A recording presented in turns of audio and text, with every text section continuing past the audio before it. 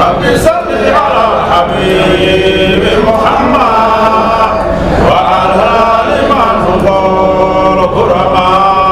munaasabadan oo lagu weyneynayay xuska dhalashada nabigeena Muhammad naxariisi nabadgelyo korkiisa ahaatee oo ay soo qaban qaabisay wasaaradda howlaha guud guryeynta iyo dib u dhiska xukuumadda federaalka Soomaaliya ayaa lagu qabtay xarunta wasaaradda howlaha guud dib u dhiska ee magaalada Muqdisho. Munaasabada ayaa waxaa ka soo qayb galay mas'uuliyiinta wasaaradda howlaha guud guryeynta iyo dib u dhiska, shaqaalaha wasaaradda, culimaawidiin iyo marti sharaf kale. Wasiir ku-xigeenka wasaaradda howlaha guud guryeynta iyo dib u dhiska xukuumadda federaalka Soomaaliya Jamaal Xasan Ismaaciil ayaa ka hadlay fadliga uu leeyahay xuska dhalashada nabigeena Muhammad naxariisi nabadgelyo korkiisa ahaatee wuxuuna hambalyo u diray ummadaha islaamka gaar ahaan ummadda Soomaaliyeed.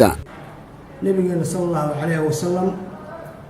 wuxuu ahaa yaraantii ruux aamin ah, wuxuu lahaa mucjisooyin fara badan oo adduunka ma garanaysaa ilaahay ugu talagalay waxa dhibay kufaartii gaaladii iyo Quraysheed oo runtii magaranaysaa dagaalo badan oo uu galay oo uu ka mid yahay dagaalkii Badr, Uhud iyo qaar kale badan de lama soo koobi karo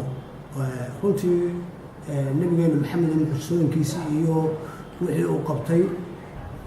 runtii maanta aan ku faraxsanahay wasaaradda howlaha guud ahaan iyo xukuumad ahaan iyo dawlad ahaanba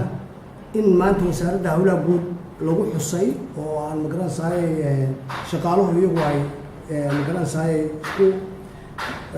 xil saareen. Marka la gaaro bisha Mawliidka ayaa waxaa laga xusaa dhalashada nabigeena Muhammad naxariisi nabadgelyo korkiisa ahaatee guud ahaan wadamada islaamka gaar ahaan dalka Soomaaliya. Muuse Cismaan Abtow, telefishinka qaranka Soomaaliyeed, Muqdisho.